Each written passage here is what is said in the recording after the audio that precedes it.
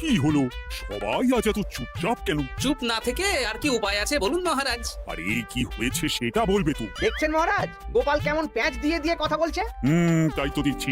গোপাল খুলে বলো বলো, কি বলতে চাইছো? আসলে মহারাজ, আমরা সবাই একটা অনুরোধ অনেকদিন আগেই করেছি, কিন্তু কিন্তু কি?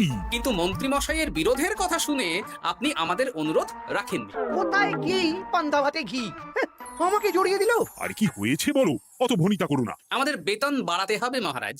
বাজারে জিনিসপত্রের যা আগুন দাম হয়েছে, তাই এই বেতনে আমাদের পোষাচ্ছে না।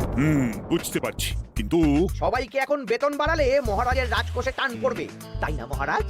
তা তো বটেই। আমার মতন একজন সৎ নিষ্ঠাবান উপদেষ্টাদায়ক মন্ত্রী থাকতে আমি এসব হতে দিতে পারবো না। মহারাজ, বিগত 3 বছর ধরে একই বেতনে কাজ করছি। নুন আনতে তো পান্তা ফুরিয়ে যাচ্ছে মহারাজ। বাড়িতে গিন্নিকে কোনো হাত খরচ দিতে পারি না বলে কত কথা শুনতে হয় জানেন মহারাজ। রাজসভায় ভাষণ না দিয়ে বাড়িতে গিন্নিকে শাসন করো। আমি আজকাল আমার গিন্নিকে যা শাসন করি না, আমার ওপরে ও টু শব্দটাও করতে পারে না। তাহলে কি দাঁড়ালো? তোমাদের বেতন এখন বাড়ানো হচ্ছে না।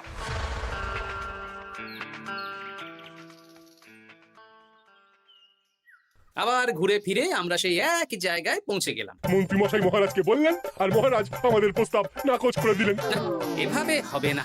অন্য রাস্তা ভাবতে হবে, অন্যভাবে চিন্তা করতে হবে। ঠিক বলেছো গোপাল, মন্ত্রী মশাইকে এমন ভাবে নাকে দড়ি দিয়ে ঘোরাতে হবে যাতে উনি নিজেই বেতন বাড়ানোর প্রস্তাবটা মহারাজের সামনে পেশ করেন। হ্যাঁ, সুযোগ তো আসবেই। দেখি কি করা যায়।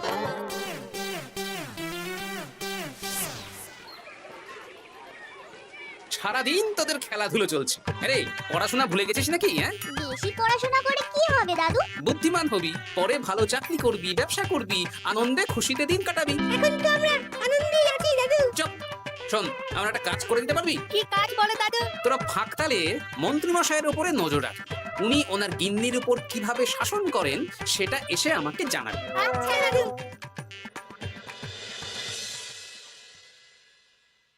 এই শোনো না, কান খোলা আছে, চট করে বলে ফেলো, ঝট করে শুনে ফেলি। একটা তোমার কাছে আবদার করছি, আবদার? রাগ করে না জানো। হ্যাঁ, তা কি আবদার শুনি? আমাকে 5টা মোহর দেবে গো। 5 মোহর? সামান্য 5 মোহরই তো, দাও না গো। একটা জিনিস না আমার পছন্দ হয়েছে, কিনবো। আমার কাছে এখন 5 মোহর নেই, ট্যাগ খালি। একদম বাজে কথা বলবে না তো। আমি মোহর চাইলেই তোমার ট্যাগ খালি হয়ে যায় না। এই বিরক্ত করো না তো। তুমি জানো 5 মোহর রোজগার করার জন্য আমাকে কত খাটতে হয়, কত পরিশ্রম করতে হয়। কি পরিশ্রম করো শুনি? রোদ ঝড় জল পেরিয়ে রাজসভায় চাকরি করতে যাই গিন্নি। সে তো যেতেই হবে। তাহলে তুমি বলো আমাকে কত পরিশ্রম করতে হয়, কত মাথা খাটাতে হয়। মাথা ঘামাতে ঘামাতে আমার মাথার সব চুল যে উঠে গেল। এ উঠে যাক, তুমি আমাকে এত কথা না বলে 5টা মোহর দেবে কিনা বলো সেটা। তুমি কি এমন পরিশ্রম করো যে তোমাকে 5 মোহর দেব? বেশ, দিতে হবে না। এবার আমার পরিশ্রমের মূল্য আমি বুঝে নেব।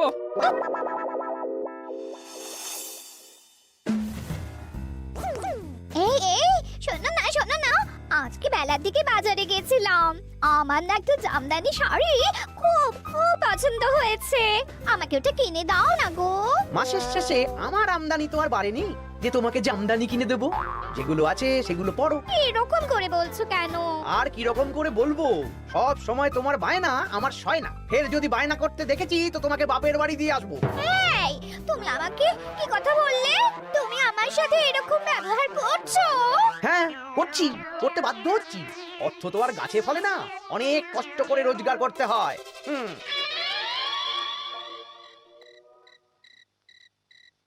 আহ, কি সুন্দর গন্ধ।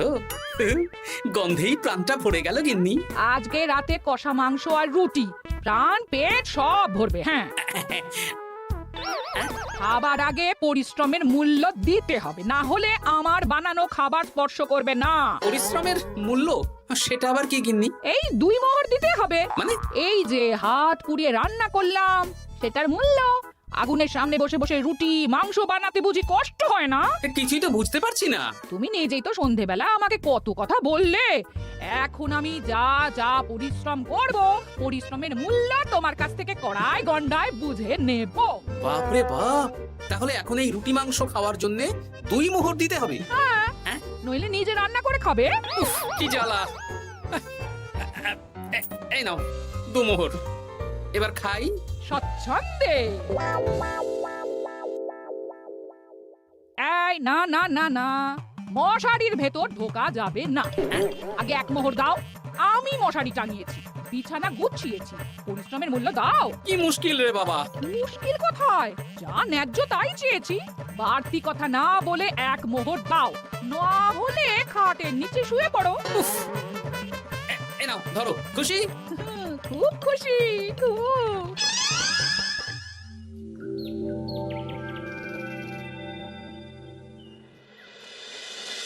ফতুয়াটা কোথায় গেল? ফতুয়া। আরে ও গিন্নি, এই না তোমার ফতুয়া, আমি কেচে মার দিয়ে শুকিয়ে রেখেছি, এটা পরে রাজসভায় যাও। ও, এইতে চাই। আমারও চাই। তোমার আবার কি চাই? 2 মোহর, পরিশ্রমের মূল্য দিলে দাও, না হলে খালি গায়ে রাজসভায় যাও। হ্যাঁ, উফ, কি জ্বালা। জ্বালা কিসে, আমি তো আমার পরিশ্রমের মূল্য চাইছি। হ্যাঁ, এই নাও ধরো। এরকম খুচখাচ নাচে একবারে বলো তো কত মোহর লাগবে? তুমি তো আমার কাছের লোক, তাই প্রত্যেকদিন 3 মোহর করে দিও। হ্যাঁ প্রত্যেক দিন? হ্যাঁ, প্রত্যেকদিন। আমার হাত খরচ গো। উফ, কি জ্বালা।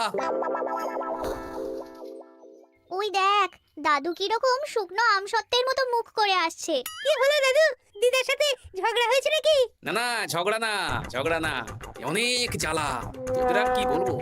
যাই হোক, ওই মন্ত্রী মশাইয়ের খোঁজ নিয়েছিলি? হ্যাঁ দাদু, গতকাল সন্ধ্যাবেলা মন্ত্রী মশাই শাসন দেখে এলাম, ভাষণ শুনে এলাম। কিরকম? গতকাল সন্ধ্যাবেলা আমার একটা জামদানি শাড়ি খুব পছন্দ হয়েছে। মাসের শেষে আমার আমদানি তো আর বাড়েনি যে তোমাকে জামদানি কিনে দেবো। সব সময় তোমার বায়না আমার সয় না। ফের যদি বায়না করতে দেখেছি তো তোমাকে বাপের বাড়ি দিয়ে আসবো। আচ্ছা, এই ব্যাপার। এই তো এবার আমার জ্বালা মিটবে, চিন্তা কমবে। কিসের জ্বালা, কিসের চিন্তা দাদু? সেসব জেনে কাজ নেই তোদের ভোলার দোকানের মিষ্টি খাইয়ে দেবো। হ্যাঁ, এখন রাজসভায় যাব, তারপর দুপুর বেলা।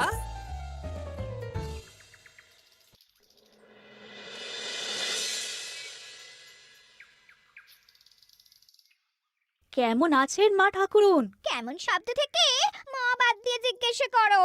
মো বাদ দেব মানে? জিজ্ঞেস করো কেন আছি। কি হয়েছে আপনার? তোমাদের মন্ত্রী মশাই আজকাল কেমন খেটখেটে হয়ে গেছেন। কিছু আবদার করলেই চিৎকার চেঁচামেচি করেন, আর একটাই ভয় দেখান, বাপের বাড়ি দিয়ে আসবো। আজকেই সমস্যার সমাধান হবে। সামনের মনোহারি দোকান থেকে একটা কাগজ কলম নিতে হবে, তারপর আসল কাজটা করতে হবে। তোমার সাথে কথা বলতে গিয়ে কত দেরি হয়ে গেল। ধুর, এখনো রান্না হয়নি। এই কে রে? আমি বৃক্ষ বাবা, কাগজটা খুলে পড়ো। বাবা, আমি জানি তোর খুব কষ্ট। তোর স্বামী তোকে দিন রাত উঠতে বসতে শাসন করে আর হুমকি দেয় তোকে বাপের বাড়ি দিয়ে আসবে। এই কষ্টের থেকে মুক্তির একটাই উপায়, আজ থেকে তুই শুধু নিজের জন্য রান্না করবি, বাড়ির কোনো কাজ করবি না। আর তোর কর্তাকে বলবি বাড়ির কাজ করাতে হলে প্রত্যেকদিন 10 মোহর করে হাত খরচ দিতে হবে। পরিশ্রমের মূল্য 10 মোহর।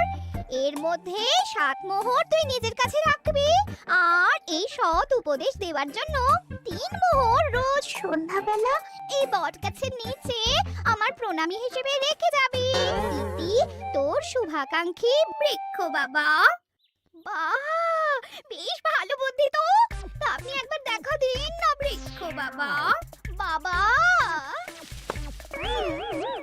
বট গাছে কোরা, কি অলৌকিক কাণ্ড। জয় বাবা, জয় বাবা।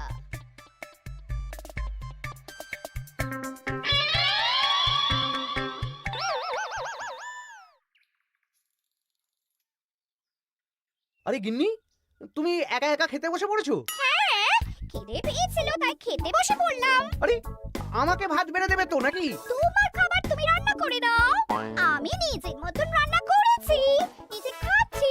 এই ছেড়েছে, আমি রান্না করতে পারি নাকি? রান্না করতে পরিশ্রম লাগে, তাই আগে পরিশ্রমের মূল্য দাও।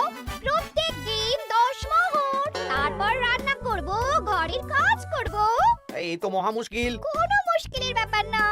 না, দেখি বাইরে ভোজনালয়ে কিছু খাবার পাওয়া যায় কিনা। দেখো, এত বেলায় খাবার পাও কিনা? তাছাড়া বাইরে তেল ঝাল খাবার খেয়ে শরীর খারাপ করলে আমাকেই তো দেখতে হবে। তখন কিন্তু আমার পরিশ্রমের মূল্য 15 মোহর প্রতিদিন হয়ে যাবে। ওহ, কি জ্বালা! কোনো জ্বালার ব্যাপার নেই, আমি খেয়ে উঠে চট করে রান্না করে দিচ্ছি। তুমি 10 মোহর প্রস্তুত রেখো। আচ্ছা, সন্ধ্যেবেলা দেবো।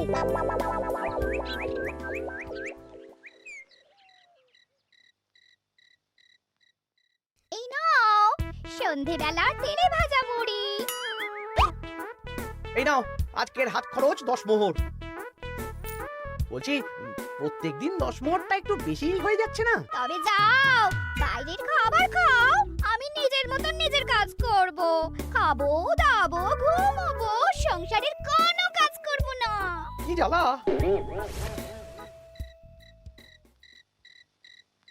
ধন্যবাদ বৃক্ষ বাবা, আপনার দেওয়া বুদ্ধিতে কাজ হয়েছে। এই যে আপনার প্রণামী 3 মোহর আমি এই বটতলায় রেখে গেলাম। জয় বৃক্ষ বাবা জয়। কি মা ঠাকুরুন, ভালো আছেন তো? হ্যাঁ হ্যাঁ গোপাল দাদা, ভালো আছি। তুমি কেমন আছো? আমিও ভালো আছি।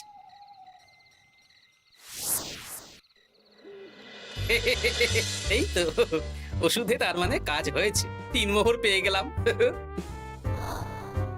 এই নাও গিন্নি, 3 মোহর তোমার আজকের পরিশ্রমের মূল্য। তুমি এত ভালো হয়ে গেলে কবে থেকে গো? আমার আবদার শুনছো যে? তুমি আমার 7টা না 5টা না 1টা মাত্র বউ, আবদার তো শুনতেই হবে। হ্যাঁ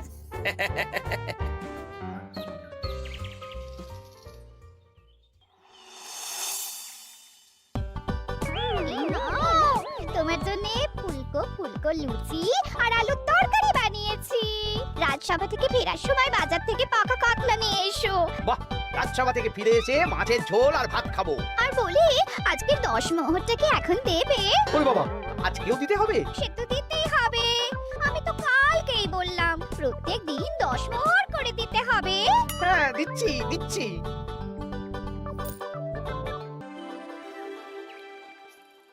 মন্ত্রী মশাই কেমন আছেন? আপনার মুখটা কেমন শুকনো শুকনো লাগছে। শুকনো তো হবেই। প্রত্যেক দিন গিন্নিকে হাত খরচ বাবদ 10 মোহর করে দিচ্ছি। 500 মোহর বেতন পাই। এইভাবে চলতে থাকলে 300 মোহর তো গিন্নিকেই দিতে হবে। সে তো দিতেই হবে, মা ঠাকুরুন এত পরিশ্রম করেন। আমিও আমার গিন্নিকে রোজ 3 মোহর করে হাত খরচ দিই, কিন্তু আমার মনটা বেশ ফুরফুরেই আছে। বাবা, আমার কষ্ট দেখে তোমার আনন্দ হচ্ছে নাকি? না না, কি যে বলেন। একটু দেরি হয়ে গেল। যাই হোক, আলোচনা শুরু করা যাক। এর একটা বিহিত করতেই হবে।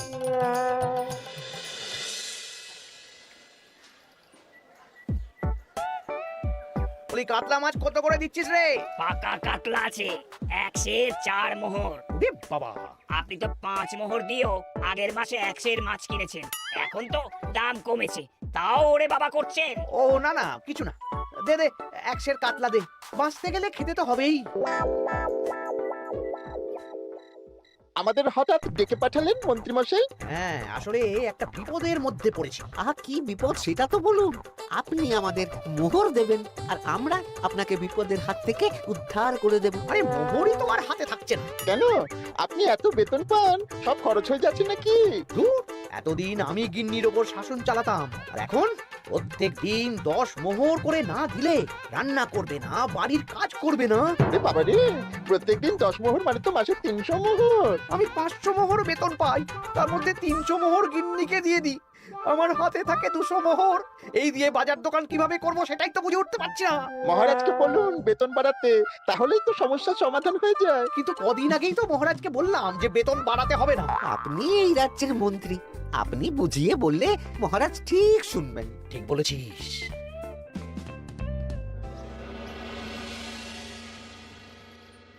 বুঝলে সবাই, আজ আমি মহারাজের কাছে আমাদের সবার বেতন বাড়ানোর প্রসঙ্গ তুলবো। কেন? এই তো আপনি কদিন আগে বললেন বেতন বাড়ানো যাবে না। আরে বাবা, বেতন না বাড়ালে এরপর আমাকে পথে বসতে হবে, বুঝতে পারছো না? বেশ, এতদিনে আপনার সুমতি হলো তাহলে। আর মহারাজ যদি রাজি না হন? তাহলে আমরা সবাই একসাথে আন্দোলন করব। মন্ত্রী মশাই আমাদের পাশে থাকলেই হবে। হ্যাঁ, থাকবো থাকবো। মহারাজ, আমার একটা আর্জি ছিল। কি আরজি বলো মন্ত্রী? আমি অনেক ভেবে দেখলাম, কয়েকদিন আগে সভাসদেরা ঠিক কথাই বলেছিল। কি ঠিক কথা? মানে বাজারে জিনিসপত্রের দাম বেড়ে দ্বিগুণ হয়েছে, কিন্তু আমাদের বেতন একই রয়েছে। হ্যাঁ মানছি, কিন্তু হঠাৎ করে আমি বেতন বাড়াতে পারবো না। তুমি নিজেই বলেছো রাজকোষে টান পড়বে, এখন তুমি নিজেই আবার অন্য কথা বলছো। বলতে বাধ্য হচ্ছি মহারাজ, সংসারের খরচ সামলাতে গিয়ে মাথা খারাপ হয়ে যাচ্ছে। আমাদের বেতন বাড়াতে হবে। বাড়াতে হবে, বাড়াতে হবে। হ্যাঁ মহারাজ, এভাবে চলতে পারে না। রাজ্যের রোজগার বাড়ছে কিন্তু আমাদের বাড়বে না, তাহলে এই রাজসভায় চাকরি করে কি লাভ মহারাজ? মহারাজ, গোপাল মন্ত্রী মশাই ঠিকই বলেছে। মহারাজ, বেতন বাড়িয়ে দিন, নইলে আর পারা যাচ্ছে না। বেশ বেশ, তোমরা এত করে বলছো যখন, তোমাদের সবার বেতন বাড়ানো হবে। আগামী মাসে যা বেতন পাবে তোমরা, তা বর্ধিত হারেই পাবে। কি সবাই খুশি তো? খুব খুশি। ধন্যবাদ মন্ত্রী মশাই। ঠিক আছে ঠিক আছে। আরে ধন্যবাদ আমাকে দাও বিজ্ঞানী, আমার জন্যই তো বেতন বাড়লো। মনোজা, আরে আমি তো মহারাজকে বললাম বেতন বাড়ানোর কথা। আপনি তো নিজের মন থেকে এমনি এমনি বলেননি, মানে আমি আপনাকে বলিয়েছি মন্ত্রী মশাই। তুমি আবার কখন বলালে? এই যে রোজ আপনার 10 মোহর করে খরচ হয় গিন্নিমার হাত খরচ বাবদ, সেটা তো আমার বুদ্ধিতেই। আরে কি বলছোটা কি? ঠিকই বলছি। কিছুদিন আগে একটা বট গাছের নিচ দিয়ে আপনার গিন্নি যাচ্ছিলেন।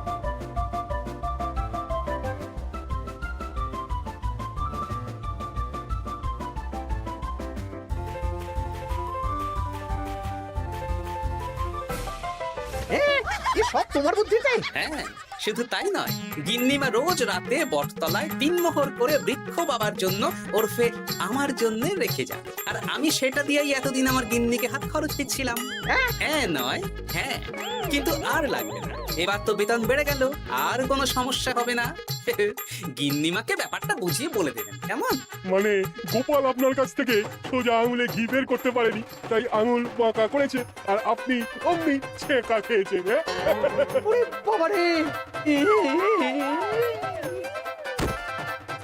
এই তোলো তোলো, মন্ত্রী মশাইকে তোলো, যা ছ্যাঁকা খেয়েছেন এখন কদিন আর ওনার জ্ঞান ফিরবে না। ওই তো চিকিৎসা শুরু করো।